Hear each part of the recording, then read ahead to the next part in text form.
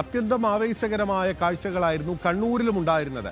മണ്ഡലത്തിലെ വിവിധ കേന്ദ്രങ്ങളിൽ നിന്നെത്തിയ മുന്നണികളുടെ റാലികൾ നഗരത്തെ വർണ്ണാഭമാക്കി.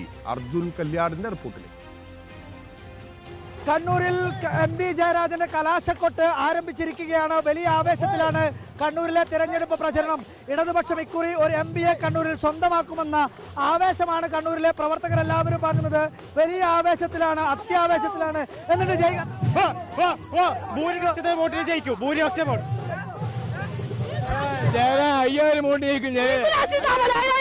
CPM ജയിച്ചു കഴിഞ്ഞില്ലേ ഈ ജാഥ കണ്ടാൽ നിങ്ങൾക്ക് അറിഞ്ഞൂടെ ഇതാരാ ജയിക്കാൻ? ഈ ജാഥ വിലയിരുത്തിയിട്ട് ആൾക്ക് പറയാം. ഇക്കുറി കണ്ണൂരിൽ 25,000 മേലെ ഭൂരിപക്ഷത്തിന് ജയിക്കും. കണ്ണൂരിൽ BJPയുടെ കൊട്ടിക്കലാശവും ഒരു വിജയം കണ്ണൂരിൽ BJPക്കും NDAക്കും സാധ്യമാവുമെന്ന് വിളിച്ചറിയിച്ചുകൊണ്ടുള്ള ഒരു തെരഞ്ഞെടുപ്പ് കൊട്ടിക്കലാശമാണ് കണ്ണൂരിൽ NDA നടത്തുന്നത്. എന്താ വലിയ ആത്മവിശ്വാസമാണോ?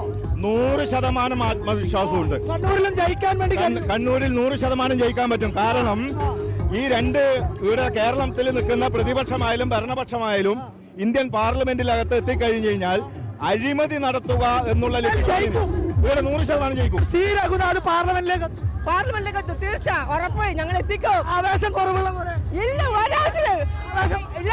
ജയ് ബോലോ ഭാരത് മാതാ കീ. ജയസുധാകരനല്ലാതെ മറ്റൊരു രാഷ്ട്രീയ നേതാവും കണ്ണൂരിൽ MP ആയി ഉണ്ടാവില്ല എന്നുള്ള കാര്യമാണ് കണ്ണൂരിൽ കെ സുധാകരന്റെ അനുയായികൾ പറയുന്നത്.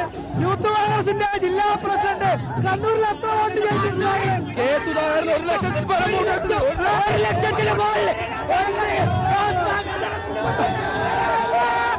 കണ്ണൂരിൽ വലിയ ആത്മവിശ്വാസത്തിലാണ് കണ്ണൂരിലെ കെ സുധാകരന് വേണ്ടിയുള്ള പ്രചരണം നടക്കുന്നത്. 1,00,000 കുറയാത്ത വോട്ടിന് കണ്ണൂരിൽ കെ സുധാകരൻ വിജയം സ്വന്തമാക്കുമെന്നുള്ള കാര്യമാണ് പ്രവർത്തകരുടെ ആവേശത്തിലൂടെ ബോധ്യമാവുന്നത്. Video journalist Nimesh reporter Arjun Kalyan. എവിടെ നിന്നോ റിപ്പോർട്ടർ.